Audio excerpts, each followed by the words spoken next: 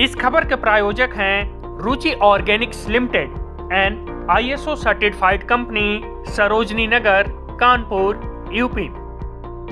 बदलते जम्मू और कश्मीर की तस्वीर ये है कि हमने सुना था कि यहाँ ऑफिसेज बंद होते हैं, हमने सुना था यहाँ व्यापार खत्म करना पड़ता है, हमने सुना था कि यहाँ पलायन होता है।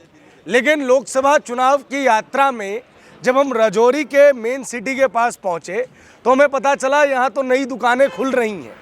अब जब नई दुकान खुली, इसके इनॉग्रेशन में लोग पहुँचे तो हमने सोचा इनसे बात की जाए कि क्या ऐसा माहौल है कि यहाँ पे व्यापारी व्यापार कर पाए, क्या ऐसा माहौल है कि यहाँ आदमी सुरक्षित रह पाए। दिल्ली जो बड़े बड़े दावे करती है कि हमने ज़मीन पर परिवर्तन स्थापित किया है, उसकी असल सच्चाई क्या है? कैसे है सर, क्या नाम है आपका? मेरा नाम विबोध गुप्ता है जी। गुप्ता जी, एक बात बताइए, दिल्ली बड़े बड़े वादे करती है कि जम्मू और कश्मीर की तस्वीर और तकदीर दोनों बदल दी गई है। मैं राजौरी में हूँ, सड़कें तो मुझे बेहतरीन दिख रही है, लेकिन हमने ये सुना था कि दुकानें यहाँ बंद होती हैं, शटर यहाँ डाउन होता है, व्यापारी यहाँ से भागते हैं। अब की स्थिति क्या है? अब की स्थिति आप देख रहे हैं। आज यहाँ पर ये कल मैं आया हूँ जम्मू से, ये चौथा उद्घाटन नई दुकान का मैं यहाँ पर कर रहा हूँ राजौरी में। और राजौरी और पुंछ एक ऐसा दौर रहा, यहाँ आतंकवाद चरम सीमा पर रहा। यहाँ दिन दोपहर को हैंड ग्रेनेड थ्रो होते थे, यहाँ पर सिलेक्टिव किलिंग्स होती थी, टारगेटेड किलिंग होती थी। वो दौर ख़त्म हो गया, बड़ी देर से ख़त्म हो गया है। लेकिन फिर दोबारा से इन दिनों एक साल से एक पॉलिसी के तहत हम कह सकते हैं आतंकवादियों ने दोबारा से राजौरी पुंछ को टारगेट करने के लिए चुना है। लेकिन राजौरी पुंछ के लोग बड़े एक ताकतवर लोग हैं, देशभक्त लोग हैं। यहाँ गुज्जर बकरवाल और पहाड़ी कबीले के लोग रहते हैं। और बॉर्डर के ऊपर अगर आप देखेंगे तो आर्मी के बाद हम पहले तो आर्मी को सल्यूट करते हैं, और उसके बाद बॉर्डर के ऊपर रहने वाले LOC के ऊपर रहने वाले हमारे गुज्जर बकरवाल पहाड़ी जो हमारे कबीले के लोग हैं, साथी हैं, हम उनको सल्यूट करते हैं जो आर्मी के बाद LOC की रक्षा करते हैं, जिससे कि यहाँ पर अलगाववाद और आतंकवाद जो है वो रुका हुआ है। जहाँ तक आप जम्मू कश्मीर के बदलाव की बात करते हैं तो अगर आप कश्मीर जाएंगे तो आप देखेंगे 5 अगस्त 2019 के बाद एक दिन भी कश्मीर बंद नहीं हुआ, स्कूल कॉलेज बंद नहीं हुए, हुर्रियत का जो कैलेंडर था बंद का वो ख़त्म हो गया, अलगाववाद ख़त्म हो गया। जो लोग पाकिस्तान जिंदाबाद का नारा लगाते थे, आज वो भारत माता की जय और वंदे मातरम का नारा लगा रहे हैं। जिन युवाओं के हाथ में पत्थर और पाकिस्तान के झंडे हुआ करते थे, आज उन युवाओं के हाथ में तिरंगे हैं। आपने देखा कि माननीय प्रधानमंत्री नरेंद्र भाई मोदी जी श्रीनगर आए 4 दिन पहले, लाखों लाख लोग उमड़ कर बाहर आए, और वहाँ पर जो हमारे युवा आए, हमारी बहनें आई, वहाँ पर बेटियाँ आई, किस ढंग से उन्होंने माननीय प्रधानमंत्री नरेंद्र भाई मोदी जी की योजनाओं के जो लाभ लिए हैं उनके बारे में उन्होंने खुलकर वहाँ चर्चा की। अलगाववाद ख़त्म हो गया, पत्थरबाजी ख़त्म हो गई। 2 करोड़ से ज़्यादा टूरिस्ट जो है वो कश्मीर में पिछले वर्ष जहाँ पर वो आया। जिस डल लेक और लाल चौक में लोग नज़र नहीं आते थे, आज रात 11 बजे से लेकर 1 बजे तक आप जाएंगे तो आपको जमघट जो है वहाँ पर नज़र आएगा। लाल चौक में भी आएगा, डल लेक में भी आएगा। मैं आज आपको एक बात बताऊं, मैं यहाँ जम्मू कश्मीर की सरकार में MLC रहा हूँ। जब हम वहाँ पर कश्मीर के अंदर हमारा असेंबली लगती थी तो हमारा दिल भी करता था कि हम डल लेक पे जाएं। तो हम अगर 4 बजे भी जाते थे तो वहाँ 4 लोग नज़र नहीं आते थे डल लेक के अंदर। आज रात को 11 बजे भी शिकारे में लोग जो हैं वो घूम रहे हैं, आनंद ले रहे हैं। ये सब माननीय प्रधानमंत्री नरेंद्र भाई मोदी जी और माननीय गृह मंत्री अमित शाह जी का जो सबका साथ सबका विकास, और 5 अगस्त 2019 के बाद जो 370 और 35 से हटा, उसके कारण कश्मीर के लोग खुश हुए। और अगर इस समय अगर हम हमारे माननीय उपराज्यपाल मनोज सिन्हा जी जो हैं, उनका एक अहम और बड़ा रोल रहा है इस जम्मू कश्मीर को स्ट्रीमलाइन करने के अंदर। और आपने यहाँ पर देखा होगा कि आप यहाँ पर आए हैं, कल मैं बुदल गया हुआ था, 5000 से ज़्यादा गुज्जर बकरवाल और पहाड़ी लोग जो हैं वो हमारी उस रैली के अंदर आए हुए थे। अच्छा, गुज्जर बकरवाल की आपने बात की, अभी ST मिला है यहाँ पे पहाड़ी भाइयों को, उसके बाद से कुछ खबरों का बाजार गर्म है कि गुज्जर कम्युनिटी जो है वो नरेंद्र मोदी से नाराज़ हो गई है। जिसने ऑपरेशन सरपनाश में आपका साथ दिया, आपने उसी को नाराज़ कर दिया। देखिए, गुज्जर बकरवाल समाज जो है उनके साथ उनका कत्ल, उनके साथ नाइंसाफ़ी नेशनल कॉन्फ्रेंस और कांग्रेस ने की।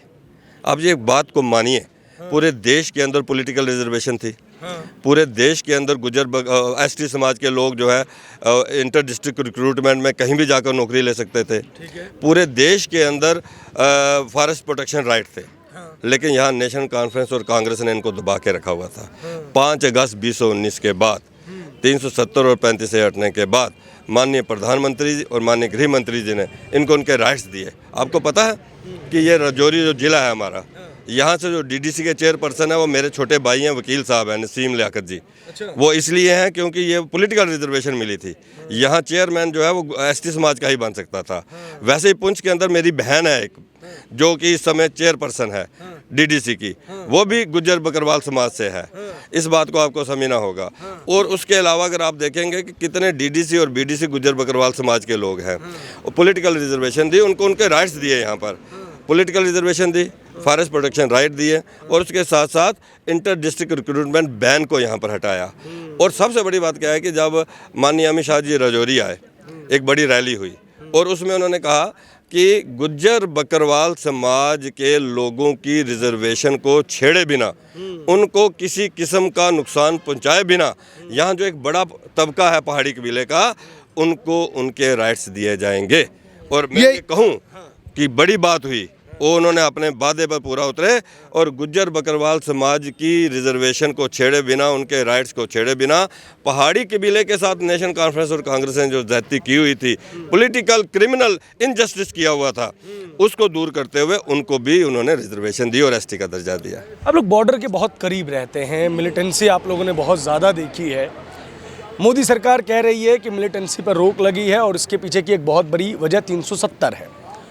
लेकिन जो यहाँ की लोकल पार्टीज़ हैं, चाहे आप नेशनल कॉन्फ्रेंस की बात करें या पीडीपी की बात करें, वो बार बार लोगों को ये एहसास दिलवाने की कोशिश कर रही है, सभी कौमों के लोगों को, चाहे हिंदू को या मुसलमान को, कि हिंदुओं को ये कहा जा रहा है कि ये गांधी का भारत नहीं है, गांधी का सेकुलर भारत नहीं है, गांधी के भारत में यकीन रखने वाले हिंदू भाजपा पे यकीन नहीं रख रहे हैं। और मुस्लिमों को और जम्मू कश्मीर के लोगों को ये कह रहे हैं कि आपका स्पेशल प्रिविलेज, आपका स्पेशल स्टेटस, आपका स्टेटहुड मोदी सरकार ने तानाशाही से छीन लिया। देखिए, जहाँ तक स्टेटहुड की बात है, जम्मू कश्मीर के अंदर अगर सब कौमों को अगर इंसाफ देना था, चाहे उसमें वेस्ट पाक रिफ्यूजीज़ को सिटीजनशिप राइट देने थे, चाहे वाल्मीकि गोरखा समाज को उनके राइट देने थे, चाहे यहाँ की बेटियों को उनके राइट्स देने थे, चाहे गुज्जर बकरवाल पहाड़ी कबीले से लेकर ओबीसी समाज को उनके राइट्स देने थे, तो यहाँ पर सीधे तौर पर अगर यहाँ पर पॉलिटिकल सरकार नेशनल कॉन्फ्रेंस और कांग्रेस की रहती, स्टेटहुड रहती, तो इनको कभी इंसाफ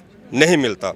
अगर ये स्टेटहुड की जगह ये यूटी ना बनती तो कश्मीर स्ट्रीमलाइन ना होता, कश्मीर के बाज़ार ना खुलते, कश्मीर के स्कूल कॉलेज ना खुलते, कश्मीर में 2 करोड़ टूरिस्ट ना आता, आतंकवाद खत्म ना होता, अलगाववाद खत्म ना होता, पत्थरबाजी खत्म ना होती।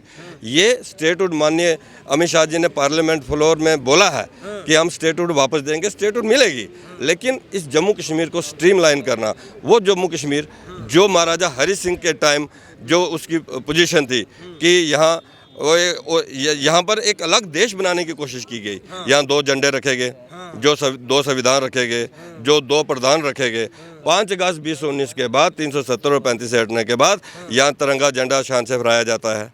यहाँ भारत के सारे कानून यहाँ पर आ गए, जिससे कि जम्मू कश्मीर के लोगों को लाभ मिला।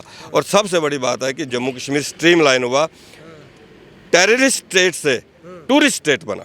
आप इस बात को समझें कि नेशनल कॉन्फ्रेंस और कांग्रेस ने इसको टेररिस्ट स्टेट बना दिया था, और ये 370 और 35 से हटने के बाद ये टूरिस्ट स्टेट बनी है। 2 करोड़ से ज़्यादा टूरिस्ट भाई साहब आया है। पार्टी विचार से बनती है, विचार लोगों के भीतर जाते हैं और वो विचारों की समाप्ति थोड़ी तो मुश्किल होती है। कह रहे हैं कि अगर मोदी इतना कॉन्फिडेंट है जम्मू कश्मीर में लेके, तो यहाँ की जो लोकल लीडरशिप है, कांग्रेस के जो लोग हैं, उनको भाजपा में क्यों शामिल करवा रहे हैं? देखिए, ये पॉलिटिकल पार्टीज़ के अंदर कोई अगर आना चाहता है, उसमें बुरी बात क्या है? अब जॉइनिंग्स के ऊपर जॉइनिंग्स हो रही हैं। आप ये अंदाज़ा लगाइए कि माननीय प्रधानमंत्री नरेंद्र भाई मोदी जी का जो परिवार, कहते हैं 140 करोड़ लोग मेरा परिवार है, और उनकी जो गरीब कल्याणकारी योजनाएं हैं, हर गरीब को घर, हर गरीब को शौचालय, हर गरीब को 5 लाख रुपए तक का इलाज मुफ्त, हर गरीब को मुफ्त राशन, हर गरीब की बेटी को लाडली बेटी के लाभ मिलने, हर गरीब के गांव तक जो है बिजली जानी, हर गरीब के घर तक पानी जाना, हर गरीब के घर तक सड़क जानी, ये जो सारे काम हुए हैं, इन कामों को लेकर लोग जो है खुलकर जो है भारतीय जनता पार्टी में ज्वाइन हो रहे हैं। अच्छी बात है, जब 400 प्लस का नारा दिया है तो वो तभी पूरा होगा। दूसरी पार्टी से लेके नहीं, दूसरी पार्टी की बात नहीं है। जो लोग, उन लोगों की अब मुझे ये बताइए कि राहुल गांधी को देख कर, उनको देख कर, उनको सुन कर परेशान होकर कांग्रेस के लोग आएंगे तो बुरा क्या है? अगर नेशनल कॉन्फ्रेंस और पीडीपी की असलियत जानने के बाद आप देखिए कि ये इंडी अलायंस बना, गुपकार बना, यहाँ टूट गया ना। क्यों टूटा? क्योंकि ये परिवारवाद की पार्टियां हैं। अब इन परिवारवाद की पार्टियों से बाहर निकलकर अगर लोग भारतीय जनता पार्टी में आ रहे हैं तो हम उनका स्वागत कर रहे हैं। ये जो सीट है राजौरी, अनंतनाग, बाकी पुंछ भी आ गया, ट्विन डिस्ट्रिक्ट भी आ गया, इसमें साउथ कश्मीर का भी थोड़ा इलाका आता है, थोड़ा नहीं, थोड़े से ज़्यादा इलाका आता है। हम उम्मीद कर रहे हैं कि इस बार श्रीनगर के लोग कम से कम वोट करें। मतलब कि मैं बिहार से आता हूँ, मेरे यहाँ पे जितने में विधायक नहीं चुना जाता उतने में आप लोग सांसद चुन देते हैं। ये अपने आप में एक बड़ी समस्या रही कि जम्मू कश्मीर का रिप्रेजेंटेशन उन लोगों ने दिल्ली में जाके किया जो जम्मू कश्मीर में एक प्रधानी का चुनाव ढंग से कंडक्ट नहीं करवा पाए। लेकिन इस सीट पर क्या लग रहा है, क्या प्रभाव है? आप ये बताइए कि आप यहाँ पर, मुझे आपने बताया कि मैं 4-5 दिन से यहाँ पर आप घूमे। हाँ। मैंने आपकी एक आध वीडियो बॉर्डर के ऊपर मुस्लिम समाज के लोगों की भी देखी। हाँ, है ना, उन्होंने खुल के बोला हम मोदी को वोट करेंगे, हम भारतीय जनता पार्टी। आप देखिए कि ये जो अनंतनाग राजौरी पार्लियामेंट्री सीट है, जो इसमें जो एक ट्रेडिशनल बीजेपी का वोटर है वो बिल्कुल नॉमिनल सा है, ठीक। उसके बावजूद नेशनल कॉन्फ्रेंस और कांग्रेस ने अपने कैंडिडेट जो है वो नहीं उतारे हैं, क्योंकि वो देख रहे हैं कि भारतीय जनता पार्टी किस कैंडिडेट को उतारती है। वो घबराए हुए हैं, उनको परेशानी है कि ये अनंतनाग की सीट भारतीय जनता पार्टी की झोली में चली जाएगी। ये बदलाव की निशानी है। साउथ कश्मीर जीतना अपने आप में ग्लोबल लेवल पे एक बड़ा मैसेज देगा, ये बात क्योंकि 370 हटने के बाद ये पहला इलेक्शन है। जम्मू कश्मीर के लोग पहली बार अपने इलेक्टोरल राइट्स का इस्तेमाल 370 हटने के बाद करेंगे।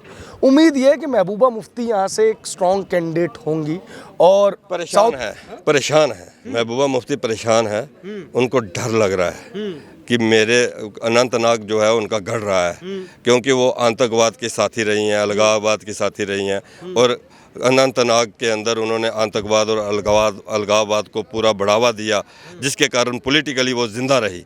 आज उनको लग रहा है कि ये सीट जो है माननीय प्रधानमंत्री नरेंद्र भाई मोदी जी की झोली में जा रही है। आप विश्वास रखिए ये सीट भारतीय जनता पार्टी को मिलेगी। मैं जब गाँव में गया, चूँकि आपने मेरी कुछ वीडियोस देखी हैं, एक बड़ी तगड़ी डिमांड चल रही है। यहाँ से उम्मीदवार कोई बाहरी चाहिए, और बाहरी भी खतरनाक चाहिए। प्राइम मिनिस्टर नरेंद्र मोदी की बात कर रहे हैं लोग, क्या सोच रहे हैं? देखिए, जहाँ तक उम्मीदवार की बात है, हम बड़े छोटे से कार्यकर्ता हैं, मैं इसमें कुछ नहीं कह सकता। प्राइम मिनिस्टर को लड़ना चाहिए। सवाल हाँ, लोगों ने बोला ना, अनंतनाग के लोगों ने भी बोला, राजौरी पुंछ के भी मुस्लिम समाज ने बोला कि हम अपने माननीय प्रधानमंत्री नरेंद्र भाई मोदी जी को आग्रह करते हैं, हम उनसे कहते हैं, हम उनसे निवेदन करते हैं कि आप अनंतनाग राजौरी से सीट लड़ें, हम सब की जमानत जब्त करा देंगे। चलिए, बहुत शुक्रिया। और लोगों से हम बात करते हैं। क्या नाम हुआ जी आपका? संजय शर्मा। आप लोग आ जाए। कहाँ से हैं? मैं राजौरी से हूँ। अच्छा। सबसे पहले मैं आपका जम्मू कश्मीर के बॉर्डर बेल्ट जोन में वेलकम करता हूँ। Thank you. तो क्या लग रहा है, क्या माहौल है ज़मीन पे? कांग्रेस की हवा है, क्या चीज़ है? कांग्रेस का तो नाम ही नहीं यहाँ पे। कांग्रेस ने किया क्या यहाँ पे? उन्होंने किया क्या पहले मुझे बताओ ना। उनका सिर्फ कांग्रेस होगी, एनसी होगी, पीडीपी, इन्होंने आतंकवाद को बढ़ावा दिया है। डेवलपमेंट में काम नहीं किए इन्होंने। इनकी डेवलपमेंट वो थी, वो अब यहाँ से चले गए हैं, इनका नामो निशान मिट गया यहाँ से। जम्मू कश्मीर के अंदर इनका कोई नामो निशान नहीं है। इनका कांग्रेस होगी, पीडीपी होगी, या जो एनसी है, इनका कोई वजूद नहीं है यहाँ पे। कांग्रेस कभी खत्म नहीं की जा सकती महाराज। आप राहुल गांधी का स्टेटमेंट नहीं सुनते हैं क्या? नहीं, वो स्टेटमेंट उनको दिन ब दिन वो उनको कुछ ना कुछ नया वो बोलते रहते हैं, उनको कोई फर्क नहीं पड़ता पब्लिक पे। ग्राउंड लेवल पे कुछ नहीं किया ना। ग्राउंड लेवल पे जो यहाँ पे उनके जो एमएलए रहे हैं, यहाँ पे जितने मिनिस्टर रहे हैं, क्या किया उन्होंने? आप देखिए ना, आप जम्मू कश्मीर को भारत का अभिन्न अंग बनाया, ये किया है उन्होंने? कहाँ उन्होंने कब बनाया? किसने बनाया? वो तो ऐसे सिर्फ बातें करते हैं ना। जिन्होंने बनाया उन्होंने बनाया। आगे देखो उन्होंने तो तोड़ा था, ये तो मोदी जी जब से 370 तोड़ा उसके बाद ये सही अभी ना बना अभी है, पहले तो था ही नहीं, पहले उन्होंने ऐसे ही इन्होंने फॉर्मेलिटी करके रखी हुई थी। आप क्या कहेंगे भाई साहब इस पे? भाई साहब आपने पहले कहा था कि आपने सुना था कि यहाँ पे रजौरी के अंदर दुकानें बंद रहती थी। आपने ठीक सुना था, आपने ठीक सुना था कि 2014 से पहले रजौरी पुंछ के अंदर हिंदू मुस्लिम का विवाद होता था, बहुत बड़ा विवाद होता था, वो 10 दिन कर्फ्यू लगा रहता था और दुकानें बंद रहती थी। लेकिन 14 के बाद जब सेंटर में गवर्नमेंट मोदी जी की आई, भाजपा की हुकूमत आई और जम्मू कश्मीर की भी जो कमांड है वो भाजपा ने संभाली, आपने हाथ में ली, उसके बाद जम्मू कश्मीर क्या पूरा रजौरी पुंछ का जो है वो चेंजिंग हुई। आज हिंदू मुस्लिम जितने भी समाज के लोग हैं वो आज मिल के रह रहे हैं, क्योंकि एनसी और कांग्रेस ने हमेशा हिंदू मुस्लिम का पे सियासत की है, हिंदू मुस्लिम को लड़ाकर सियासत की है देश के अंदर, और जिनकी वजह से ही देश के अंदर आए दिन हिंदू मुस्लिम के बीच विवाद होता था। आज नहीं हो रहा, क्योंकि भाजपा ने, मोदी जी ने अगर सरकार चलाई है 10 साल में, वो चलाई है डेवलपमेंट पर, विकास पर। उनका नारा था सबका साथ सबका विकास। तो जम्मू कश्मीर का विकास हुआ? आप देख रहे हो, सड़कें देख रहे हो, टूरिस्ट देख रहे हो, जम्मू कश्मीर का माहौल ठीक है। राजौरी पुंछ में कहाँ टूरिस्ट है महाराज? कहाँ आप बात करो, राजौरी पुंछ में कहाँ है? अगर आप देखो आप यहाँ कैसे पहुंचे, माहौल ठीक है, आपको आपके ध्यान में रजौरी पुंछ का नाम आया, आप तब पहुंचे।